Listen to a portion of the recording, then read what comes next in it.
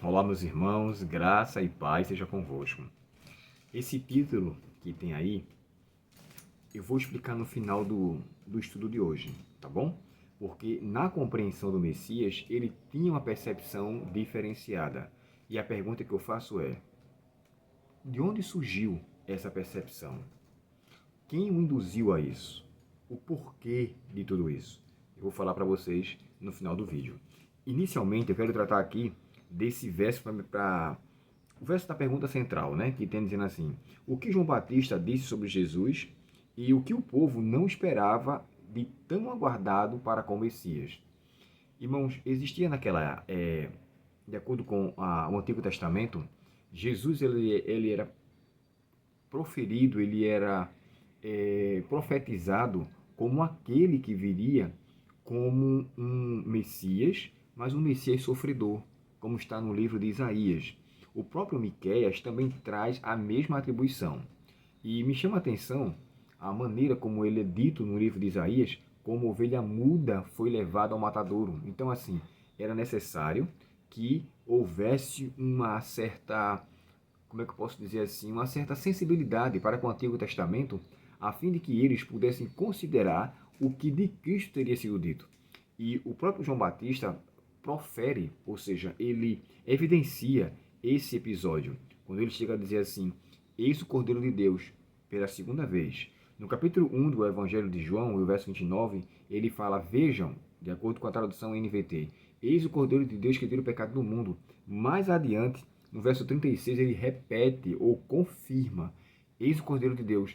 João Batista, irmãos, embora não tivera conhecimento de Cristo anteriormente, quando ele fala conhecimento, é questão que nunca tinha tido visto, mas ele conhecia o Antigo Testamento, ele tinha tomado esse conhecimento, porém, ele, para validar aquilo que ele acreditava, ele então demonstra quem Jesus era e não aquele do qual se esperava. Eles esperavam, irmãos, um Messias político, um Messias que reinasse de uma maneira tal, tão soberana, que aniquilasse o reinado de Roma.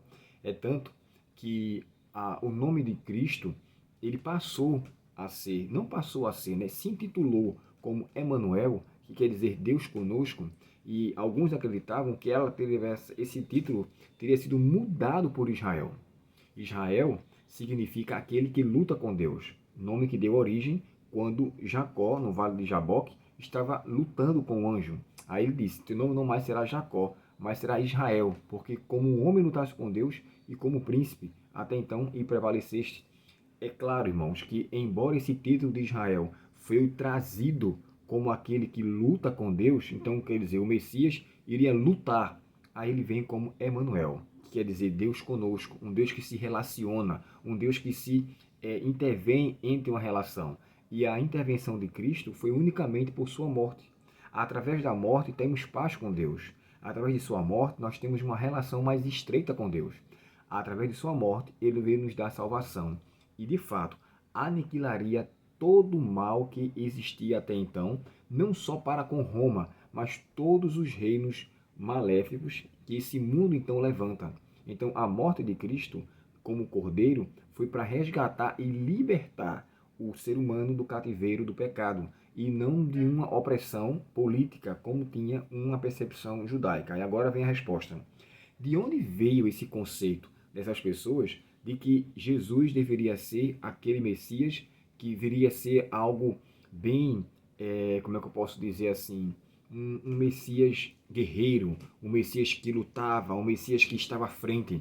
Bem, nós falamos em vídeos anteriores que os próprios líderes daquela época, os fariseus, e também existia essa crença de que viria Jesus, ou seja, dois Messias, um Messias sacerdotal, que viesse da linhagem de Arão, e um Messias rei, um Messias davídico, que fosse da raiz de Davi.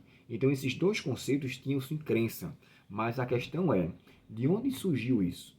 Irmãos, preste atenção que eu vou ler para vocês aqui agora. O livro é chamado História da Redenção, e na página 202 é dito assim: quando Jesus sai do deserto e Satanás ali está totalmente fracassado pela sua derrota, por não ter conseguido fazer com que Cristo caísse, olha o que ele faz. Você pode observar no seu livro História da Redenção, capítulo 26, logo na primeira página, diz assim, ó. Satanás realizou um conselho especial com os seus anjos. Eles estavam desapontados e enraivecidos de que em nada tivesse prevalecido contra o Filho de Deus, os demônios, os anjos maus. Resolveram ser mais astuciosos e empregar o mais que fosse possível o seu poder a fim de inspirar incredulidade no espírito dos que, de sua própria nação, quanto a ser ele o Salvador do mundo, e desta maneira desanimar a Jesus em sua missão. Olha isso aqui agora. Por mais exatos que pudessem ser, os judeus, em suas cerimônias e sacrifícios, se fossem conservados com os olhos fechados quanto às profecias, lembra que eu falei de Isaías e também Miqueias, e levados a crer que o Messias deveria aparecer como um poderoso rei mundano. Poderoso rei mundano. Poderiam eles ser conduzidos a desprezar e rejeitar Jesus. Foi-me mostrado que Satanás e seus anjos estiveram muito ocupados durante o ministério de Cristo, inspirando aos homens incredulidade, ódio e escárnio. Então, aí você agora vê de onde surgiu essa percepção, de onde surgiu essa convicção.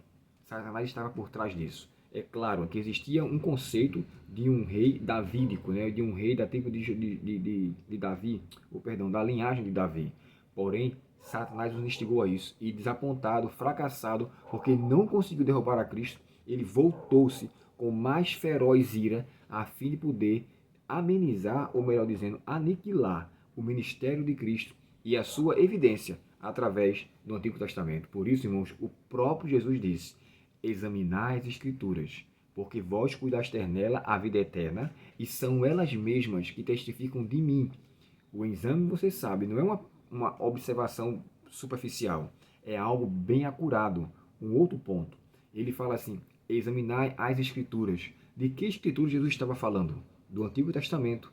Logo, como não existia o Novo, ele pediu para com que eles examinassem o Antigo Testamento, porque o Antigo Testamento testificava da pessoa de Cristo. E ele sabia que a raiz de tudo que estava ali sendo de fato manifestado estava nos livros dos profetas, no livro da lei e todo o Antigo Testamento que mencionava a pessoa de Cristo.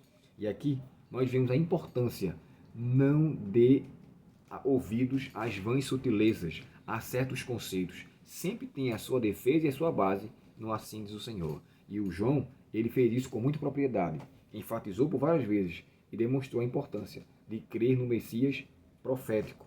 Crer no Messias estava sendo mencionado no Antigo Testamento, e assim haveria segurança e paz para todos. Vamos orar? Querido Pai Celestial, obrigado pela Tua palavra e obrigado pela Tua mensagem de hoje, Pai.